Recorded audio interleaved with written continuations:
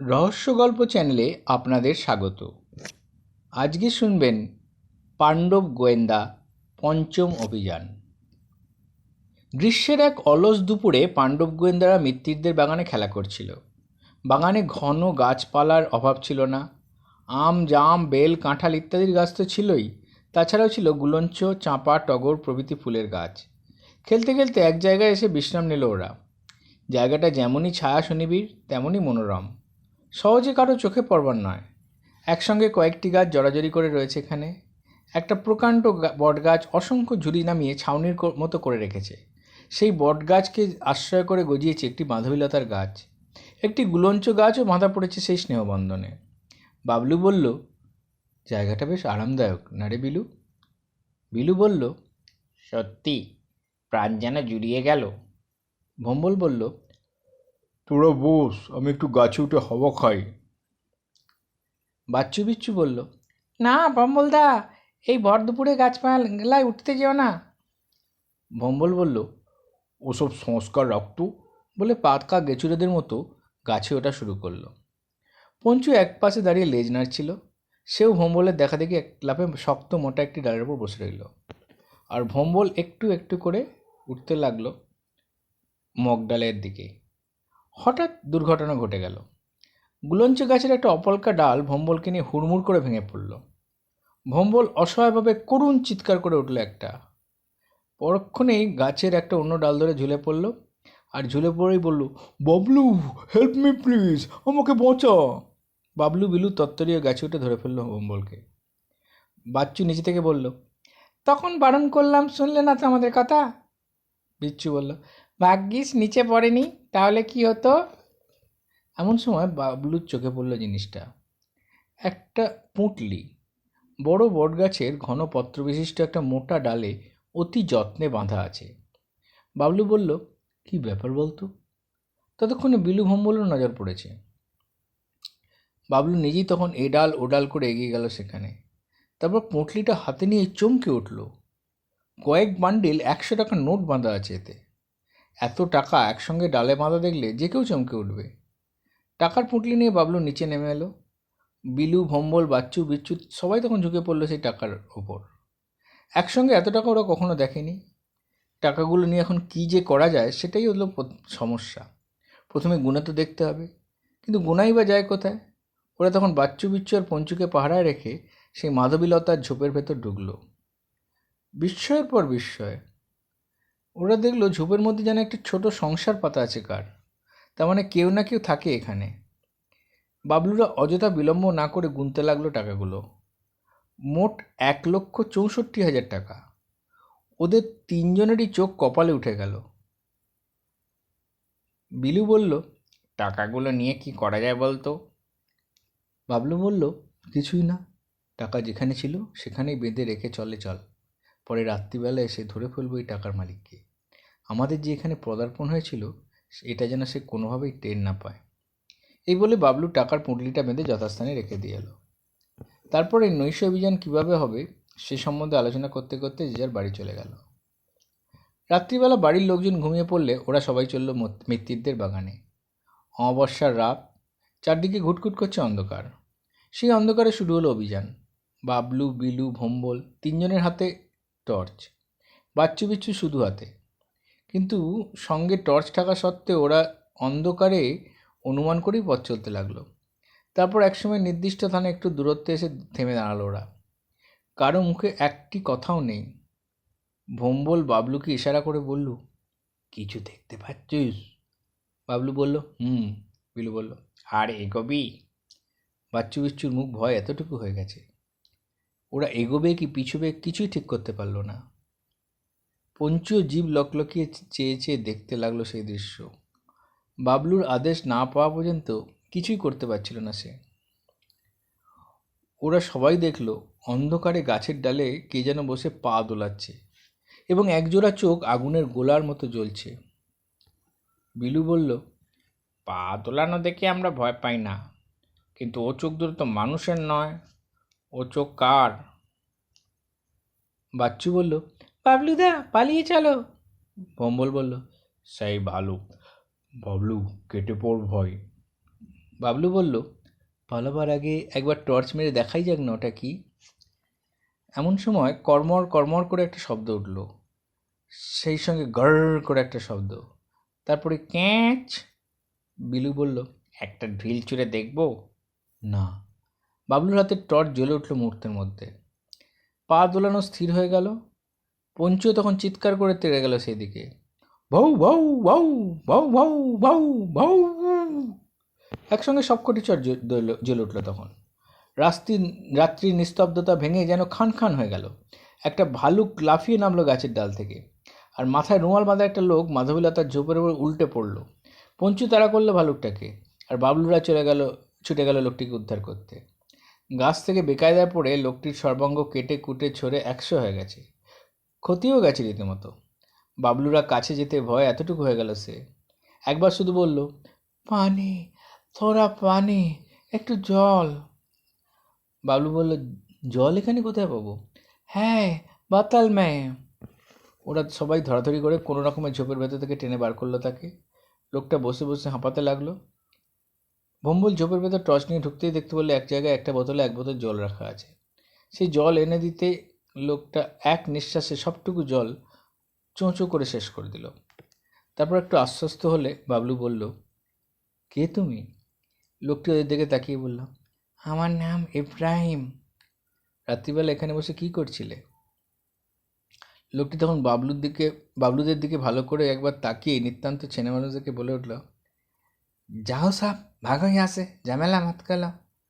ভম্বল তখন লোকটার চুলের মুঠি ধরে ঠাস করে বসিয়ে দিয়েছে এক চর। চর খেয়ে লোকটাও টিপে ধরেছে ভম্বলকে। যেই না ধরা, বাবলু বিলু অমনি ঝাঁপিয়ে পড়লো তার উপর। সে এক প্রচণ্ড ধস্তাধস্তি। ততক্ষণে পঞ্চু এসে পড়েছে। পঞ্চুর গোঁ গোঁ শুনে শান্ত হলো লোকটি। বাবলু বলল, বলো, তুমি এখানে কি করছিলে? লোকটি এবার ভালো মানুষের মতোই বলল, মেরা জিন্দেগি খতম হয়ে যায়গা খোকা বাবু, তুম লোগ ক্যা সমঝোগে? বাবলু বলল, যদি তুমি সত্যি কথা বলো তাহলে কোনো ভয় নেই, না হলে কিন্তু বিপদ হবে তোমার। ওই ভালুকটাকেই বা পেলে কোথায় তুমি? লোকটা তখন সব কথা খুলে বলল। সে যা বলল তাহলে এই, ওর নাম ইব্রাহিম, ফৈজাবাদে ওর বাড়ি। ভালুকের নাচ দেখে পয়সা রোজগার করে ও দিন যাপন করে। কেউ কোথাও নেই ওর। ঘুরতে ঘুরতে ও কলকাতায় আসে। একদিনও আউটরাম ঘাটে রাত কাটাচ্ছিল। এই সময় কালো মোটরে চেপে একজন লোক ওকে অনেক টাকার লোভ দেখিয়ে নিজেদের ডেরায় নিয়ে আসে। তারপর ও খেলা দেখিয়ে ভুলিয়ে ভালিয়ে কিছু ছেলেমেয়েকে ওদের হাতে তুলে দেয়। ইতিমধ্যে একদিন ওদের গোপন কক্ষে ঢুকে পড়ে ও। সেখানে ঢুকে যাও দেখলো, তাদেরকে ওর মন প্রাণ কেঁদে উঠল। ও দেখলো একটা ঘরের ভেতর 10-12টা ছেলেকে হাত মুখ বেঁধে এক একটা হাঁড়ির ভেতর বসিয়ে রাখা হয়েছে, যাতে ওদের ওপর ভাগটা বাড়ে কিন্তু নিচের অংশ বাড়তে না পারে। আরও কয়েকটি ছেলে আছে যাদের শরীরের নিম্নভাগ ছোট এবং উপরিভাগ স্বাভাবিক। যে লোকটা ওকে কাজ দেবে বলে নিয়ে গেছিলো সেই ছিল দলের সর্দার। ওই ছেলেদের দিয়ে ভিক্ষে করে ওরা পয়সা রোজগার করে। তাছাড়া আরও কিছু লোক আছে, তারা কেউ অন্ধ, কেউ খোঁড়া, কারো গায়ে দগদগে ঘা। ওদের দিয়ে ওরা ভিক্ষে করায়। এইসব দেখে ও দলের সংস্পর্শে ছেড়ে দিতে চায়। ওরা তখন মৃত্যু ভয় দেখায় ওকে। মৃত্যু ভয়ে ও আবার ওদের কাজ করতে রাজি হয়। কাল ও দলের হয়ে কাজ করবার নাম করে পালিয়ে এসে এখানে আশ্রয় নিয়েছে। সব শুনে বাবলু বলল, বেশ, তা নয় নিলে, কিন্তু গাছের ডালে যে অত টাকা বেঁধে রেখে তুমি উধাও হয়েছিলে, সে টাকাটা পেলে কোথায়? ইব্রাহিম টাকার কথায় কেমন যেন মিইয়ে গেল। ও বলল, ও টাকা আসল নয় বাবু, জাল। আসবার সময় কয়েক বান্ডিল নিয়ে পালিয়ে এসেছি। বাবলু বলল, কিন্তু পালিয়ে তুমি এখানে এলে কেন? দেশেও তো চলে যেতে পারতে, থানায় খবর দিতে পারতে। দেশে যাওয়ার উপায় নেই বাবু, আমি ওদের দেশের ঠিকানাও দিয়ে দিয়েছি। ওরা ঠিকানা খুঁজে গিয়েও আমাকে গুলি করে মারত। আর থানায় গেলে তো আমি নিজে হাজতে ঢুকবো, কেননা আমিও ওদের পাপ ব্যবসায় সাহায্য করেছি। বাবলু বলল, কিন্তু এখানে কি ওদের নজর বাড়িয়ে তুমি থাকতে পারবে? আমি এখানে থাকবো না। একটা ট্রাক ম্যানেজ করবার জন্যে আজ দুপুরে একবার বেরিয়েছিলাম। ভোর রাতে একটা ট্রাক যাবে, তাইতে চলে যাব। কোথায় যাবে? ময়ূরভঞ্জ। ট্রাকের টাকা কি ওই জাল নোট দিয়ে দেবে? তাছাড়া আমার টাকা কই বাবু। বাবলুরা কি করবে এখন কিছু ভেবে পেল না। বিলু বলল, আচ্ছা, ওদের ঘাঁটিটা কোনখানে? ইব্রাহিম বলল, সানাপাড়ায় জাহাজ প্যাটার্নের বাড়ি। বাড়ির চিলে করে একটা মাস্তুলের মতো আছে, তাতে একটা পেঁচা বসানো আছে, পাথরের পেঁচা। বাবলু বলল, কালই তাহলে সন্ধান নিতে হচ্ছে তো? ইব্রাহিম বলল, দয়া করে আমার কথা যেন কিছু বলে ফেলবেন না খোকাবাবুরা, ওরা আমার জিন্দগি বরবাদ করে দেবেন। একবার আপনার টর্চটা আমায় দিন তো, বলল ইব্রাহিম। টাকাটা গাছ থেকে নামিয়ে নিয়ে আসি, আর দেখি সুন্দরীটা গেল কোথায়। বাবলু বলল, সুন্দরী? আমার ভালুকটার নাম। যাও যাও দেখো, নাহলে কাউকে হয়তো আঁচড়ে কামড়ে বসে থাকবে। না বাবু, কামড়াতেও জানে না, ওর মুখ বাঁধা, আর আঁচড়াতেও পারে না, পায়ের নখ কাটা বলে। ভালুকটা আমার বড় প্রিয়, ওকে নাচিয়ে আমি কত পয়সা আয় করেছি। ওর মায়াতেই তো কোথাও যেতে পারি না, একা হলে এতক্ষণ হয়তো আমি হিমালয় চলে যেতাম। ইব্রাহিম বাবলুর টর্চ নিয়ে গাছে উঠল, তারপর টাকার পুঁটলিটা পেরে নামাতে গিয়ে দেখলো ভালুকটা গাছের ডালে শুয়ে আছে। ইব্রাহিম গাছ থেকে টর্চটা বাবলুর হাতে দিয়ে বলল, বহুত মেহরবানি খোকা বাবু, লেকিন আমার কথা কাউকে বলবেন না কেমন? বাবলুরা বলল, আচ্ছা, কিন্তু তোমার ওই জাল নোটের বান্ডিলটা তুমি আমাদের দিয়ে দাও। না খোকাবাবু না, ওটা দিলে আমি না খেতে পেয়ে মরে যাব। তোমাদের মতো লোকের মরে যাওয়াই দরকার। যারা টাকার লোভে পরের ছেলেকে ভুলিয়ে বালিয়ে শয়তান হাতে তুলে দেয়, তাদের মরা উচিত।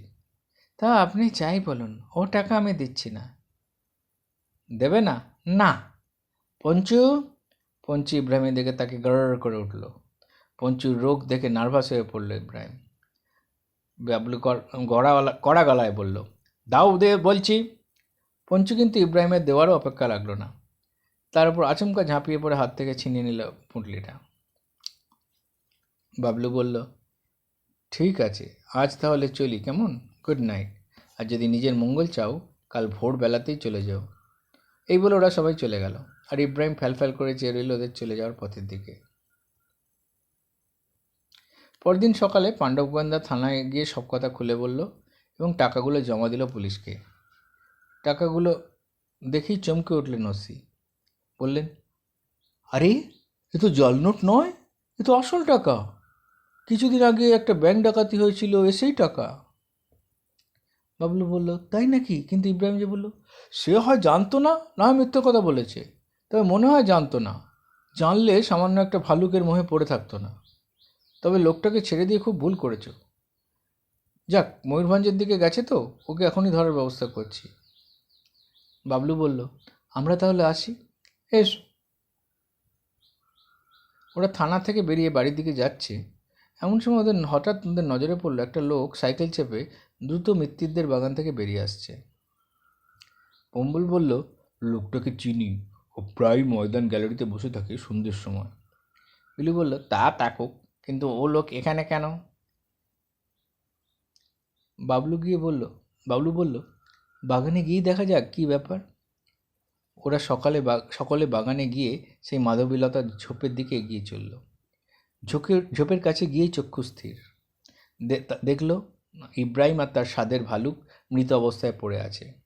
দুজনের দেহেই গুলির দাগ, ভালুকের ছালটা ছাড়ানো। বাবলুরা ইব্রাহিমকে স্পর্শ করে দেখল দেহটা শক্ত ও শীতল। তার মানে এখনকার কাজ নয়, কাল রাতেই শেষ করে দেওয়া হয়েছে ওদের। বিলু বলল, এখন কি করবি বাবলু? আরেকবার থানায় যাব, তারপর আজ সন্ধ্যের সময় ময়দানে গিয়ে সাইকেলে চাপা লোকটাকে ফলো করব। ইতিমধ্যে দুপুরবেলা সন্ধান নিয়ে আসবো সেই জাহাজ বাড়িটার, তারপর পুলিশে ইনফর্ম করে ধরিয়ে দেবো দলটাকে। সবাই আনন্দে মেনে নিল বাবলুর কথা। সারাদিন ধরে সবাই মিলে অনেক ঘুরেও যখন ইব্রাহিমের সেই জাহাজ বাড়ির সন্ধান পেল না, তখন বুঝতে পারল ইব্রাহিমের সব কথাই মিথ্যে, অন্তত ওর পরিচয়ের ব্যাপারে। আসলে ওর নাম ইব্রাহিম কিনা তাই বা কে জানে। সে যাক, মরেছে যখন আপদ চুকেছে। ঠিক ভর সন্ধ্যেবেলা বাবলু, ভোম্বল ও পঞ্চু ময়দানে চলল লোকটাকে ফলো করতে। ময়দানের আশেপাশে একটু ঘোরাঘুরির পর লোকটাকে একটা অ্যাটাচি হাতে নিয়ে আসতে দেখা গেল। লোকটার মাথায় হ্যাট, মুখে চুরুট, ফ্রেঞ্চ কাট দাড়ি, আর গালের ওপর বৃষ্টির একটা কাটা দাগ, সঙ্গে এক মেটে মস্তান। বাবলুরা গ্যালারির পেছনে পাঁচিলের অন্ধকার মতো জায়গাটায় ঘাপটি মেরে বসে রইল। লোক দুজন গ্যালারিতে বসলে ওরা প্রায় কুমিরের মতো বুকে হেঁটে পাঁচিলের গা ঘেঁষে ওদের কাছাকাছি গেল। কিন্তু ওই নির্জনেও ওরা এমনভাবে ফিসফিসিয়ে কথা বলতে লাগলো যে বাবলুরা তা শুনতেই পেল না। বাবলু বলল, বৃথা চেষ্টা, তুই এক কাজ কর ভম্বল, ওদের অ্যাটাচিটা ঝেড়ে আন, সন্তর্পণে যাবি যাতে টের না পায়। ভম্বলকে শুধু বলার অপেক্ষা, সে নিঃশব্দে এগিয়ে গিয়ে অ্যাটাচিতে টান দিতেই লাফিয়ে উঠল লোকটা। তারপর ভম্বলের হাত ধরে টেনে তুলে নিল গ্যালারির ওপর। বেটে লোকটা বলল, চোরের ওপর বাটপাড়ি করতে এসছিস বেটা? কতদিন লাইনে এসছিস বল? ভম্বল নীরব। বেটা ভম্বলের গায়ে এক চড় মারল। বল বলছি, গালকাটা বলল। মারার দরকার নেই, এই রকম একটা ছেলে আমি খুঁজছিলাম এতদিন, একে আমাদের কাজে লাগাবো। তুমি যাও, আমার গাড়িটা আনার ব্যবস্থা করো। বেটেটা চলে যেতেই লোকটি ভম্বলের গায়ে হাত বুলিয়ে বলল, কি নাম ভাই তোমার? ভম্বল বলল, আমার নাম নীল আর্মস্ট্রং। লোকটি হেসে বলল, গুড, তুমি আমার মনের মতো ছেলে, আমাদের দলের হয়ে কাজ করবে তুমি। ভম্বল বলল, কত মাইনে দেবেন? ধরো মাসে 500 টাকা। কি কাজ করতে হবে? সে তোমাকে বলে দেবো ক্ষণ। কোথায় থাকো তুমি? 6 নম্বর আকাশ পাতাল রোডে। লোকটি এবার রেগে গেল, বেশি ফাজলামো করো না হয় চকরা, বুঝেছ? ভম্বল তখন লোকটির অন্যমনস্কতার সুযোগে অ্যাটাচিটা হাতে নিয়েই গ্যালারি থেকে এক লাফ। বিবল লোকটি থতমেত গিয়ে ছুটে আসতেই ভম্বল সেটা অদূরে দণ্ডায়মান বাবলুকে ছুড়ে দিল। বাবলু সেটাকে লুফে নিয়েই লেলিয়ে দিল পঞ্চুকে। পঞ্চু বাঘের মতো ঝাঁপিয়ে পড়ল লোকটার উপর। তারপর আছড়ে কামড়ে এমন তাড়া লাগালো যে ময়দান থেকে পালাতে পথ পেল না বাঁচাধন।